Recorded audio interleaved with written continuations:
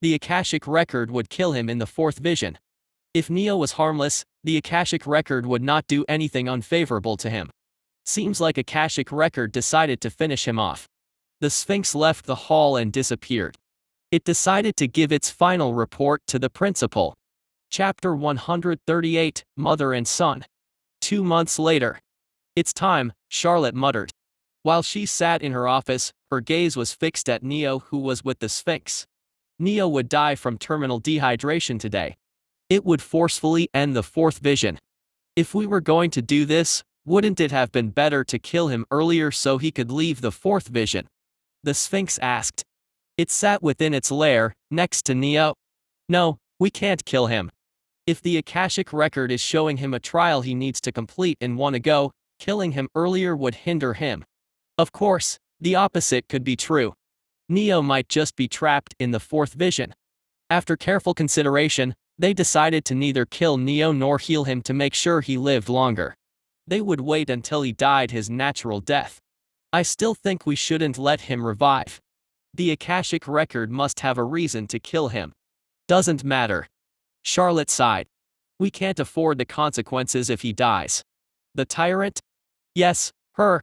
It's already a headache seeing her wake up at midnight every day as she contemplates whether she should attack you or not. The Sphinx let out a nervous smile. It shouldn't have asked. Now it could picture Elizabeth coming after it. Neo moved. Charlotte and Sphinx swiftly directed their focus towards Neo. His pulse slowly stopped. He was dead. Sphinx closed its eyes and reopened them a few moments later. The fourth vision ended. I've confirmed it. Charlotte let out a sigh. She had been worried the Akashic record would keep Neo's mind trapped even after he died. Now we wait for him to revive. Neo appeared in the underworld. His eyes were blank. The eternity he spent in the fourth vision, trapped within the body of the man, unable to do anything, crushed his sense of self. He was nothing more than an empty husk now. His sense of self died eons ago. Neo's soul started to crumble. Just as he was about to disappear, becoming a part of Underworld for eternity, an unknown power caught him. Unlike the power that suppressed his ego in the visions, this one was comforting and gentle.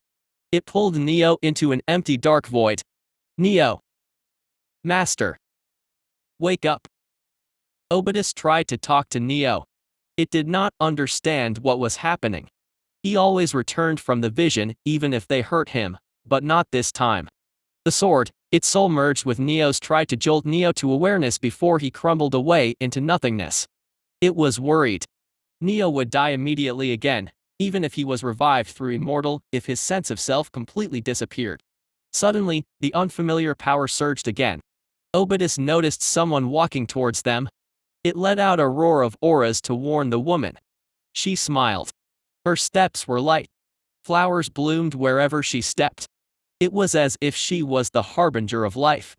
Obidus' aura did nothing to the woman. She stood before Neo.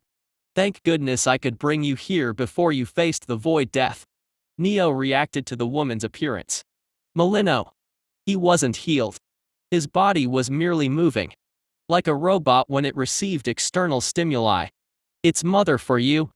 The woman cupped Neo's face. She pulled him closer and planted a kiss on his forehead. A refreshing energy flowed into his body. It reached the deepest corner of his soul. Neo was jolted awake. He took a mouthful of air and blinked. Suddenly he was sitting next to a pond within a forest. The air was refreshing, the trees lush and the water clear. It's the season of spring. Malino's voice flowed into his ears. She sat next to him. Neo's gaze never left the woman. Who are you? You can't be Malino, ouch. She twisted Neo's ear. What are you doing? That's no way to talk to your mother. Fuck you mean by mother? Malino died ages ago, ouch. Wait. It hurts. Okay, I'm sorry. Neo rubbed his ear after she let him go. The woman was strong. There was no way he would cry from pain otherwise. She saved me from void death too. She can't be a simple person. Neo was not very alarmed. It was clear the woman had no harmful intentions. He was thankful to her for saving him. The level of immortal was too low for it to resurrect him from a void death. Although his physical body would have been revived, his sense of self would have remained dead. Who are you? Neo asked. Sigh, my son doesn't recognize his own mother. Mileno cupped her face in an exaggerated motion and acted as if she was sad. She waited for his reaction. It's not funny. Mileno's face became beet red. Why you? Fine. Let's see if you can keep acting as if you don't recognize me.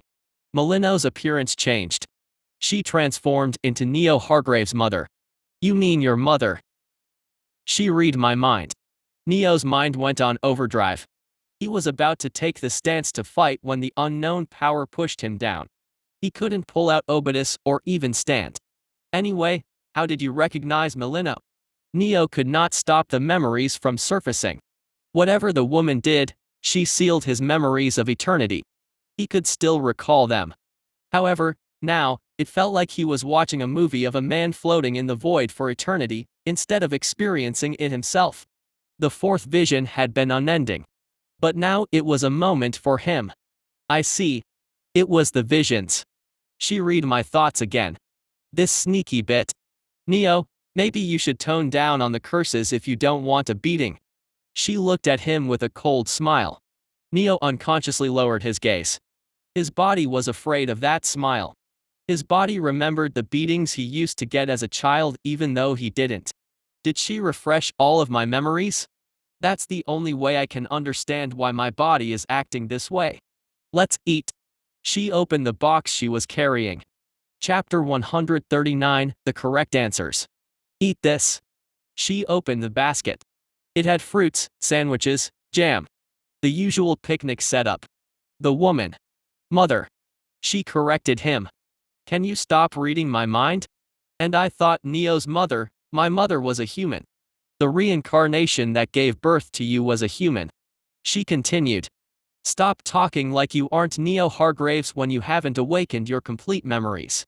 If you can read my mind, you should know I'm. You don't know everything, Neo. The knowledge you have gives you an edge over others, but it doesn't make you omniscient. Neo had a hard time processing everything that was happening. Let's get the facts straight. I'm Neo Hargraves and my mother is some kind of powerful being. Not some kind of powerful being. I'm someone you know. My maiden name is Persephone. Neo froze. Persephone, the goddess of spring and vegetation. Yes. She let out a smug smile when she saw his stunned expression. You can praise me more, you know. No. Need to feel embarrassed. A sigh escaped Neo's lips. She really didn't feel like a goddess. I'm sure my parents were both human. Even brother said the same. We were humans. Those reincarnations were at least. Before he could ask what she meant by reincarnations, she added, let's not talk about those sad topics. I've met my son after so long. I want to know about him. Neo did not understand why Persephone was sure he was Neo Hargraves. She should be able to read his memories and know he was someone from a bygone era. He was a transmigrator. He stole her son's body. You want to know about me? Neo pursed his life. I have been training since the day I awakened my god blood. He told her everything from the moment he woke up in Neo Hargrave's body. How many times he died. How many times he nearly went insane from darkness. How he struggled to keep up with geniuses who had been training since childhood. Persephone smiled. She listened to him. Neo felt the burden over his heart lighten as he spoke for hours. Good work. You've worked hard. I'm proud of you. Those words made him choke up. Neo struggled to hold back his tears. He didn't understand why he was acting like this. It's okay to cry. Neo did not cry. He chuckled. I'm too old to cry like a baby. A smile blossomed on his face. Besides, the training was not difficult. I liked it. It's the proof I'm becoming stronger. That's how I'll reach my dream and surpass everyone. Be it the hero, the god king, or father. Oh my, you want to surpass your father? Those are some big dreams. She teased him. They continued to talk. Persephone kept asking him questions about his life. Is there a girl who is showing interest in my handsome son? Why are you so thin? Are they not feeding you? Neo was an orphan in his last life. He wondered if this was how parents talked to their children. It was nice. Before long, Persephone's figure started to become transparent. She was fading away. It's time for you to return to your world. The unknown power wrapped around Neo. Knowing he was about to leave, he asked the question on his mind. Will I meet you again? Not your reincarnation, but you. He did not understand why she was undergoing reincarnations. Those reincarnations lived and died like normal humans. They had no knowledge or memories of being a god. But the Persephone in front of his eyes was different. Yes. Neo stiffened. She was lying. He understood it instinctively. Suddenly, Neo recalled the future he had read in the novel. The gods would fall. Then, his father and mother. Neo. Her words cut through the ominous thoughts threatening to drown him. Your father and I've lived a long life. You don't need to worry about us. Live for yourself and be happy. That's all we want. Wait. At least tell me why you are undergoing reincarnations. I might be able to help. Neo woke up in the hall of Sphinx's lair. Damn it. He did not revive himself. Persephone sent him away. Why won't you answer me? It was obvious. A demigod like him was too weak to help the gods. Whatever was happening, Persephone did not want to involve him and put him in danger. Neo Hargraves. The Sphinx called out to him warily. What happened to you in the fourth vision? You took a lot of time. Neo exhaled. He needed to focus on the task in front of him. He stared at the Sphinx. The fourth vision. Who was the man in the fourth vision? Neo was half convinced it was himself. However, the Sphinx confirmed he did not exist in the Akashic records. The records could not know his future, since he did not exist in the pre-recorded timeline. It was my future, I think. But is that even possible? The Sphinx did not answer immediately. It pondered over his words. After Neo's revival, the threat of Elizabeth disappeared, and it could think more calmly. It might be a parallel world or a fake future created to target your fears. We can never know. Neo smiled bitterly. Whatever it was, the Akashic record showed him a nasty vision. Neo stood up and sat on the seat. The Sphinx looked at him curiously. What is it, inheritor of death? The visions have ended. They should have taught you about the emotions. Since you have your answers, you can leave. Neo took a breath and spoke. Quella would choose me. I wouldn't need to kill Anna, because I'll make sure Vanessa never dies. I'll propose to her before she leave and stay with her forever. The Sphinx stared at Neo in surprise. He was answering the questions it had asked. Both of them were wrong. Neo exhaled. Those are the answers to your 3 questions. Ask the 4th question now. PFFD. The Sphinx covered its mouth. Its shoulders shook. It tried to stop the chuckles from bursting out and failed miserably. Ahahaha. What's up with those answers? The Sphinx held its stomach. It laughed. It laughed hard. You answers make 0 sense. Are they wrong? No, and that's why I can't stop laughing. There was no definite answer to the questions. In fact, every answer, whatever it may be, was correct. Remaining silent was the only wrong answer. The test was easy. Still, the Sphinx never saw anyone give a correct answer. No one had ever come out of vision and answered. They all remained silent. The visions were the answer to question of darkness users like Neo. It taught them about emotions by showing them scenarios they never encountered, by showing them cruel choices that demanded one to choose between a rational choice and an emotionally driven choice. The question whether Dios was right or Kronos served the same purpose. Logically, Melian had to be held accountable for the apocalypse, but Dios, driven by his emotions, took her side. Every vision showed extreme scenarios for similar purpose. However, there was a side effect to them. People immersed too much in the visions. It wouldn't have been weird for Neo to think he was Silas and not Neo after he spending 80 years as him. Immersion. It destroyed the sense of self of those who lived in the vision for decades. Sphinx asked provocative questions to check if the person's sense of self was still alive. It questioned Neo if Quella would choose him or Silas. Neo could not answer the question back then. Because as Silas he did not want Quella to choose Neo, and as Neo he did not want her to choose Silas. He had become immersed in the fake persona of Silas. The same thing happened with anyone who took the test. This was why they never answered Sphinx's question. However, Neo did the impossible. He gave answers. His sense of self overpowered the 80 years of Silas, 5 years of Orcus, and 30 years of Dios. He maintained his ego. That was the only reason he could answer. Now, I'm curious.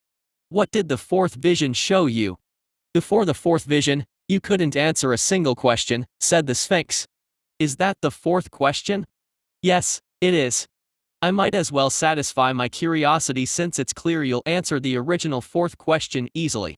Chapter 140, Grade 3 Awaken Demigod. Unending Despair. That's what the vision showed me. Quest completed. Answer the questions of Sphinx, 4/4. Plus 100 Immortal XP. Immortal XP, 156 150ths. Neo stood up. He answered the Sphinx and received the answer he wanted. Emotions. The visions taught him much about them. I'll be taking my leave. Neo turned around. A portal materialized behind him. He stepped into it and appeared in the principal's office. Charlotte, sitting across the table, put down the documents, adjusted her glasses, and stared at him. You took your sweet time to complete the visions, Neo Hargraves. Do you realize how much of a headache you've caused me? Check your device. Neo took out his phone. He saw 99 plus notifications from Arthur, Mars, Amelia, Felix, Jack, and Nathan. Charlotte massaged her brows. Your friends refused to believe you were with the Sphinx for the last 3 months. Half of the Academy thinks you are on a secret mission. The rumors are wild, to say the least. Neo visited the Academy's forum. Almost every topic was about him. The Divine Ruler, Neo Hargraves. Click this post to find the secret behind his strength. Is Neo Hargraves more talented than Percival Solaris? What is Neo Hargraves' bloodline? Today we find out the answer to mystery. Is Neo Hargraves the strongest first-year ruler in the history of the Academy? Let's see a detailed comparison. His lips twitched. What is hell? Last time I remember I was being called a fraud and the inconsequential Zereth. Why are they calling me Divine Ruler? Your mission evaluation report. The 4 words answered his doubts. S-rank mission evaluation reports were released on the official website of the Academy. Neo's performance in the mission, coupled with the fact he escaped a closed window, skyrocketed his fame. The temples, the god clans, the countries, and the media. All of them want to meet you. Day and night I keep getting calls for an appointment with you. Charlotte's expression contorted. But our dear ruler is still within his vision and I had to refuse the appointments. Do you know what everyone outside the Academy think? They think we are trying to hide you and keep you for ourselves. You aren't even mythic demigod. Why would we try to poach you already? I explained this to everyone. But no. They won't believe a word I say. She glared at him. Tomorrow, you are going to meet senior Templars. Then, the media, the delegates of god clans and the countries. There are some paragon demigod and exalted demigod who wants to meet you too. Your schedule for the next month will. No, I'm not meeting anyone. Neo added. I've lost 3 months of my classes. I can't waste another month on these useless things. You have to. Charlotte stared at him with a fierce gaze. I'm sure the Academy forbids any outside party to poach a student before they reach 2nd year. The rules don't matter in this situation. Your case is special. It's not every day you meet someone who can fight against the geniuses of God Clan just after a month of awakening his god blood. I don't want to meet anyone. But I want it. What can you do? I can complain to Professor Elizabeth. Neo's innocent expression and his devious words exasperated Charlotte. Will you stop using Elisa's name every time you are losing an argument against me? Of course not. Neo smiled. Charlotte massaged her brows. Get out. A portal suddenly appeared beneath Neo's feet and he fell. Neo appeared in the sky above Seraphim Hall. The fall wouldn't kill him, but it would break a few bones. How can someone as old as her be this petty? He was speechless. As he neared the ground, Neo used Ocean's embrace and covered his body in the aura of darkness. The black flames were stronger than what he normally used. The voices spoke to him, but Neo remained calm. His experience in the visions helped him maintain his sanity. He flipped in the air and landed gracefully. The black flames absorbed the impact of the landing. Neo grinned. He could picture Charlotte looking at him in stupor, shocked to see him unharmed. My mastery in darkness has increased principle. Neo knew Charlotte could hear him even though she was still in her office. You should have thrown me from a higher place. Neo entered the Seraphim Hall. He stepped into his room. After taking a shower, he prepared to make the breakthrough. He sat crossed-legged in the training room. Seal the room. The training room whirred to life. The AI shut down the doors and placed additional insulation. I'd rather not alert the whole dorm like last time. It's best to break through this way. He closed his eyes. The air around him grew thick with divine energy. His body trembled from the immense power welling up within him. The ground beneath him cracked, unable to contain his growing aura. Neo focused. The barrier to the next rank was like a wall of iron. As his aura continued to swell, the barrier weakened. Sweat dripped down his face. The barrier shattered with a thunderous crack. His body surged with newfound strength. His aura became more refined and potent, and every fiber of his being resonating with power. Neo exhaled. Grade 3 awakened. He had ascended. Status: Neo Hargraves. Rank: Grade 3 awakened. Divine energy purity: Grade 4 mythic. Stats: Strength: 39. Speed: 41. Dexterity: 36. Constitution: 35. Luck: 0. Affinity: Death, Shadow, Darkness, Void, Water, Time. Magic spell: Necrotic Touch, Ocean's Embrace, Essence Breath. Bloodline: Monarch of Death. Unique skill: Death Immortal. Quest: Barbados Training, Part 1. He checked his stats. They were quite nice for a Grade 3 awakened demigod. What about the skill? Immortal LVL.3. XP: 0/200. Effect: you gain an extra life every 24 hours, max stack: 5. Just one extra stack. This fucking. Neo had to stop himself from crashing out. He sighed. Why am I even trying anymore? Neo accepted it. He would gain one more stack of Immortal at Grade 2 awakened and another one at Grade 1 awakened. It was better to give up on Immortal and focus on other things.